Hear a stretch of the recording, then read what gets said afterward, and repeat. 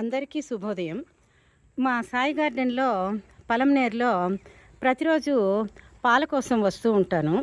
ఈరోజు వస్తే వాళ్ళ యొక్క ఆవు అమ్మ గోమాత ఇద్దరు అమ్మాయిలకు జన్మనిచ్చింది అన్న విషయం నాకు తెలిసింది. చాలా ఆనందమైంది. ముఖ్యంగా ఆవు అంటే మాతృదేవత, మాతృస్థానం, ఆరోగ్యప్రదాయిని. ఆవు పాలు అమృతం వంటివి. అవి మూపురంలో ఉండేటువంటి కొన్ని రేసస్ సూర్యకిరణాలను గ్రహించి అమృతతుల్యంగా మారుస్తాయి. చంటి పిల్లల నుండి వృద్ధుల వరకు, వ్యాధిగ్రస్తుల వరకు కూడా ఈ పాలు అనేవి చాలా ఆరోగ్యమని చెప్తూ ఉంటారు. అలాగే ఆధ్యాత్మిక ప్రాముఖ్యత కూడా కలిగింది. గోమాత సేవ, పూజ చేయడం వలన తెలిసి తెలియక చేసిన పాపాలు పోయి మోక్షం లభిస్తుంది అని చెప్తూ ఉంటారు.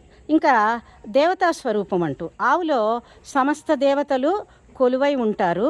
ఇంకా మూపురంలోని సూర్యనాడి సూర్యకిరణాలను గ్రహించి పాలకు అమృత శక్తిని ఇస్తుంది. అలాగే ఆవులో పాలు కానీ, పేడ కానీ, మూత్రం కానీ పంటలకు అన్నిటికీ కూడా ఒక ఔషధంగాను, బలవర్తకమైనటువంటి ప్రేరణగాను మనము ఉపయోగిస్తూ ఉంటాం. సంజీవని అంటూ ఉంటాం.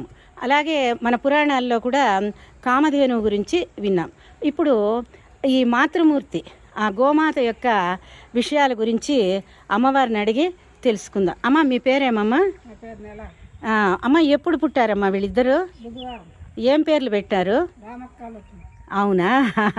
ఏ వేళకు పుట్టినారు వీళ్ళు? అవును.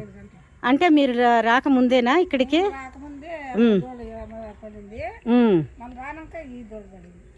మాయా, అది మాయా మాయ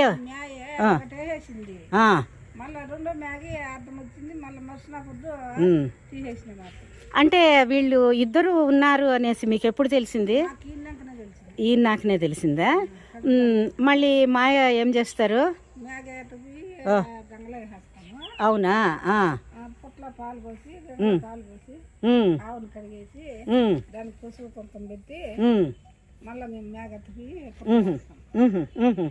మరి ఈ దూళ్లకు మూతికి చిన్న బుట్లు కట్టినారు కదా, మన్ను తినకుండానా?